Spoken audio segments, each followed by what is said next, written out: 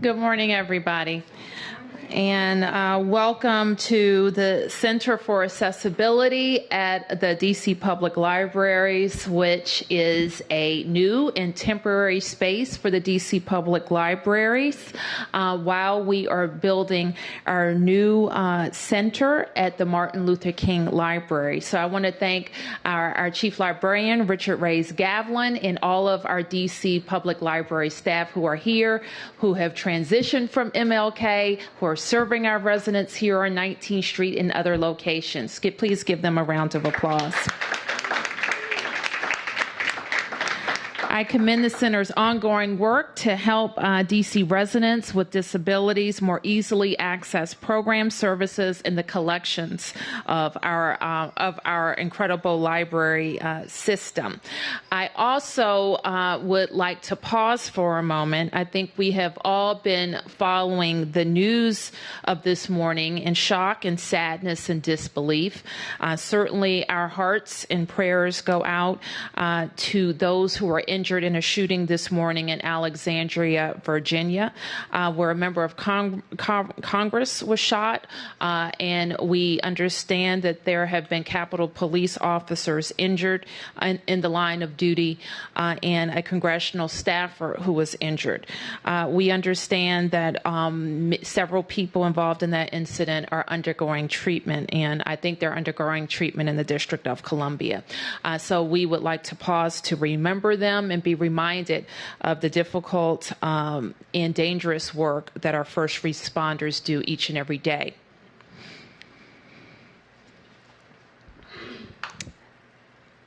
We actually thought about putting off this morning's presser, but we thought it was very important because we are also talking about keeping DC residents safe. Today, I am joined by our very excellent director of the Office of Unified Communications, Karima Holmes, who we recruited. We stole her from Texas to work on DC's 311 and 911 call center. And I just want to commend her for the work that she's doing to modernize our system, to invest in our employees, and to better communicate with DC residents. I also want to acknowledge our very excellent fire chief, Gregory Dean, who is here. We stole him from the other Washington out west.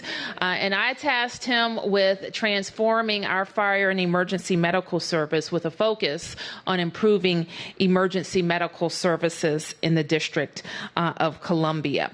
We're also joined by Assistant Chief Kimberly Missouri, who is here to represent the Metropolitan Police Department, who is on the other end of a lot of these 911 calls. So let me just say this. Every day, thousands of community members and government employees work behind the scenes to keep DC running.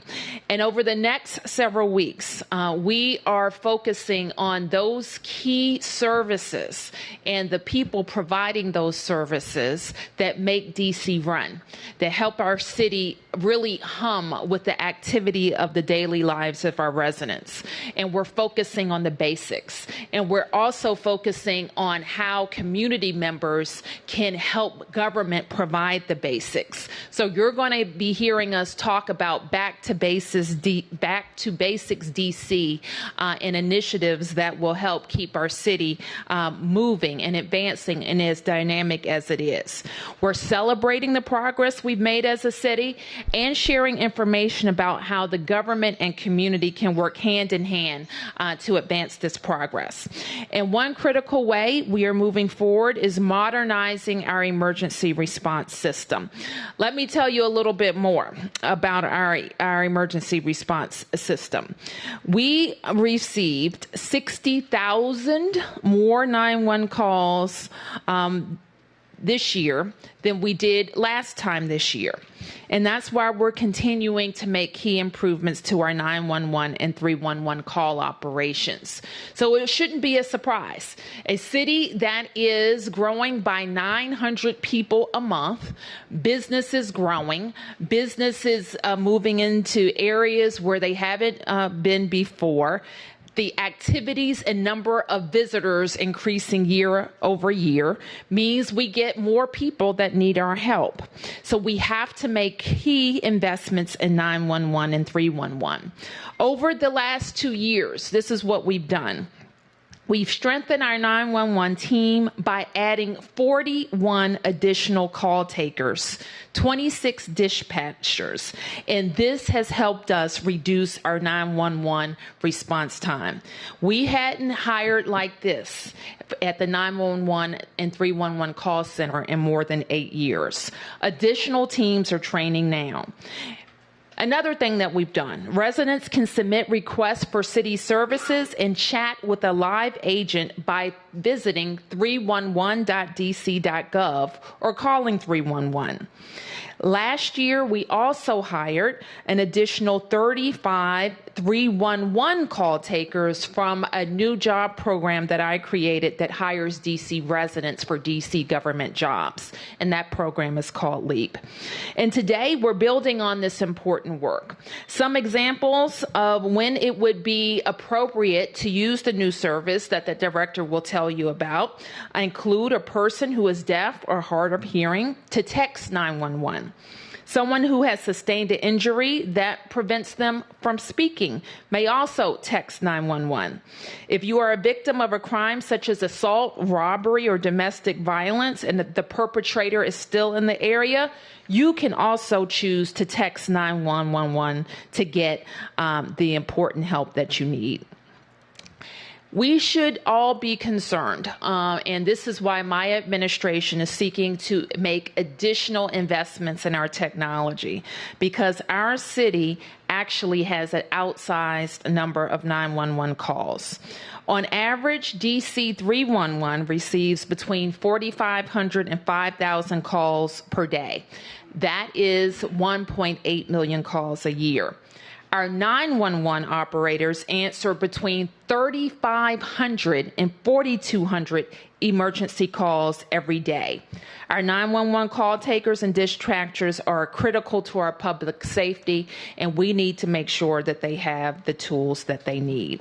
So now I'm going to ask Director Holmes, who has just about done every job that there is in a 911 call center, and now she leads one of the busiest 911 call centers in the world. And so I want to introduce Director Holmes. Thank you. And thank you, Mayor Bowser. I would like to take a moment to extend sincere gratitude to you from myself and my team. Your insight and leadership and support of the Office of Unified Communications is definitely ensuring that the agency receives the resources that were needed to do just these type of enhancements to our system. We're proud partners of the mayor and the Safer, Stronger DC initiative. And this new service that we're offering is a result of series of partnerships that have erected over the last couple months. And I'd like to acknowledge some of those partnerships now. First, I'd like to recognize our dedicated partners at Gallaudet University, who we hosted about a month ago to review this text to 911. And we thank you for your input and direction.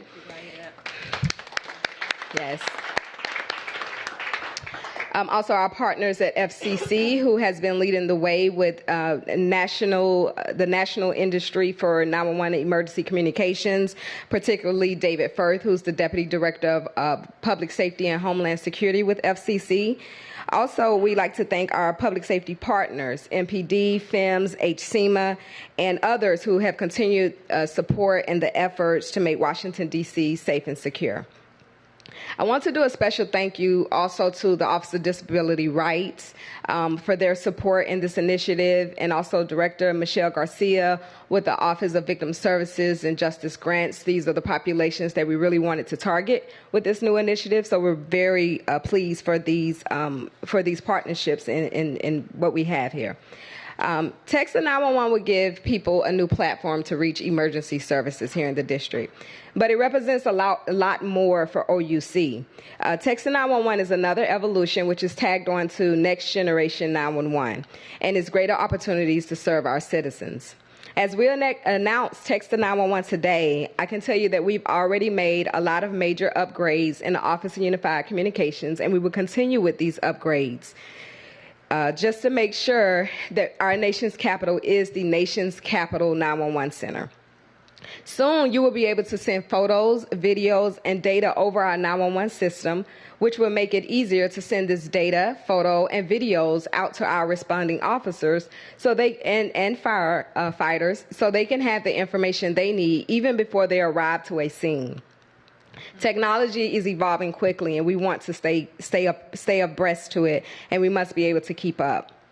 But you can have all the bells and whistles of Text to 911, and it would be nothing without training. And in the last couple of years, along with the mayor's support, we have ramped up our training and our quality assurance in the agency, where the agency is seeing training that it has never seen before. We established a training and quality assurance division that is responsible for training incoming employees, incumbent employees, and also monitoring our calls and making sure that we're doing exactly what we're training.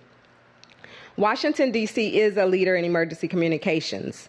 We are among a very few number of emergency communication centers that offer Text to 911. Just under 15% of the near 7,000 911 centers offer Text to 911 at this point. And Text to 911 is already paying off. Recently, in the last month, MPD was able to arrest a person that was in a house unwanted, and the resident didn't want to call 911 and verbalize the emergency, so they text 911. We were able to get that information, send it over to the officers over the radio. They responded, and the suspect was apprehended. I also read recently in Michigan, a rape victim was still in the presence of her rapist, and she texted 911, and officers were able to respond within minutes and arrest this rapist. We expect to see more examples like this and how Text to 911 would benefit those in need. But remember, call if you can, text if you can't. Before I close, I would like to take this opportunity to thank my employees and my team at OUC. Thank you for your continued support of me and continued support of the endeavors and the evolution that is going on right now at OUC. I'd also like to thank the Deputy Mayor, the Mayor again, the City Administrator's Office for their commitment to public safety here in Washington, D.C. I am confident we will not just keep up with emerging technology to keep our city safe, but we will lead the way. Thank you again. I'm going to turn the podium over to Ms. Greta Gordy-Gartner. She's the Deputy Director with the D.C. Coalition Against Domestic Violence. Thank you. Thank you. Good morning. Good morning. Thank you, Mayor Bowser, to our Deputy Director. I'm Deputy Mayor, I apologize. I have a new title, so I get excited, right? Director Holmes, and to Director Garcia and all of the staff who brought Text to 911 a reality. I thank you on behalf of my Executive Director, Karima, the D.C. Coalition Against Domestic Violence, and all of our members for the invitation to be here today. Text to 911 is a shining example of meeting people where they are. This has been a cornerstone of our philosophical approach to meeting the needs of those who suffer harm by those who say, I love you in one moment, and yet use physical, spiritual, financial, and emotional abuse the next moment. Community-based programs and the legal system ardently try to keep victims and survivors safe and hold abusers accountable, but it's difficult to do so when so many domestic violence incidents go unreported. We know that 1 in 3 women and 1 in 4 men have been victims of some form of physical violence by an intimate partner at some point in their lifetime. The National Network on Domestic Violence's one-day census reports that on September 14th, 2016, 68 hotline calls were answered in just one day. That's 2.8 hotline calls every hour. That's 68 people who were in crisis.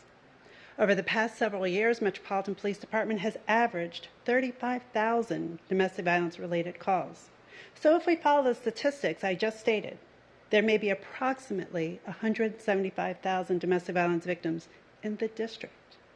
Can you imagine how many more people will be helped when they can ask for help without the fear of being overheard by their abuser, without having to cry for help in front of your children, loved ones, neighbors, or even strangers? We are so proud to collaborate with the Mayor's Office, the OUC, OVSJG, and our collective endeavor to make a stronger safer DC. Text to 911 meets survivors where they are, because we know that not every survivor gets to make that call. Sometimes it's safer to send a text secretly than to risk more abuse or even death. Sometimes speaking is not even possible when your abuser has strangled you to the point that you are hoarse and you cannot tell a 911 operator what just happened. Texting allows you to tell your story. Sometimes a survivor may have a disability that hinders immediate connection and prevents effective communication when crying out for help.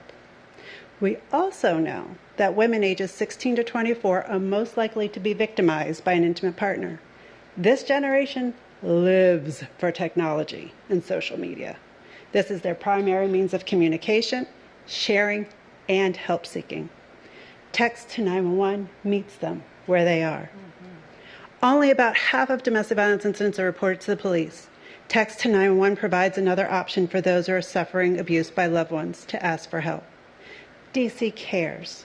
DC understands the needs of the community. Technology is ever changing the landscape of how we live and how we communicate. Let's use text to 911 to lend a hand to stop abuse and homicides and send an unequivocal message that domestic violence will not be tolerated in our fair city, not now, not tomorrow, not ever. DC will continue to evolve, as Director Holmes said, and respond to abuse with whatever it takes to be a stronger, safer DC. Thank you for having me. Thank you.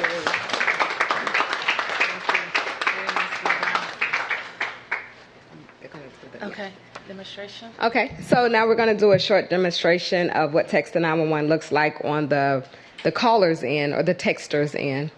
Alan?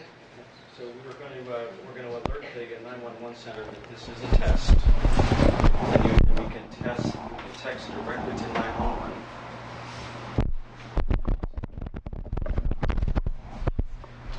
Get their attention.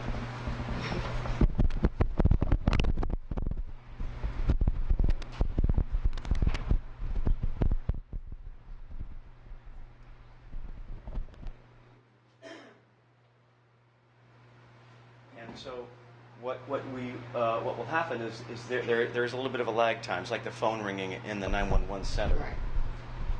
And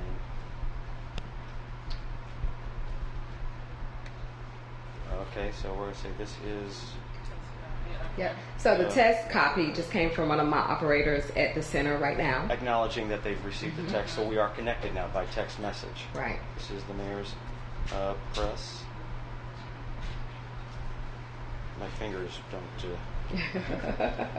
are not designed for this phone. So,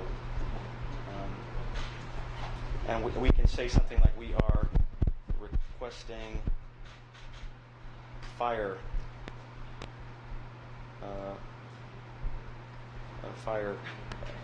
trucks. Fire trucks. Send the fire trucks. And so this is a good example, basically, some of the key pointers to make sure, other than call if you can, text if you can't, I will drive that home, is that you use as much plain language as possible. This is definitely the message. And there you go. You have DC 911. What's the exact address of the emergency, including sector? This is exactly how we answer the phone if you were to dial 911. Alan, you want me to type it? You know, Out. and I also lost my glasses too. So. Stupid autocorrect. But we're 911 operators. We will be able to decipher this.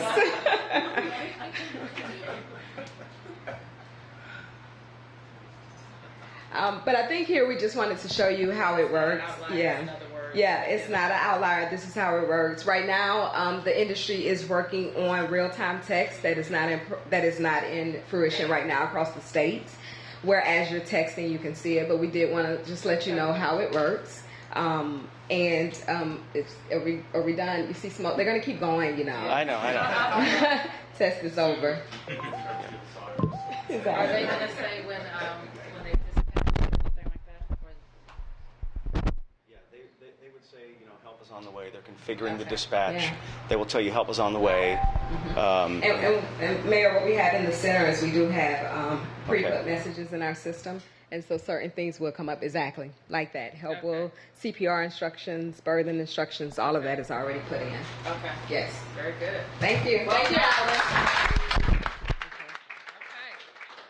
Okay. All right. We are happy to take a few questions if there are any questions.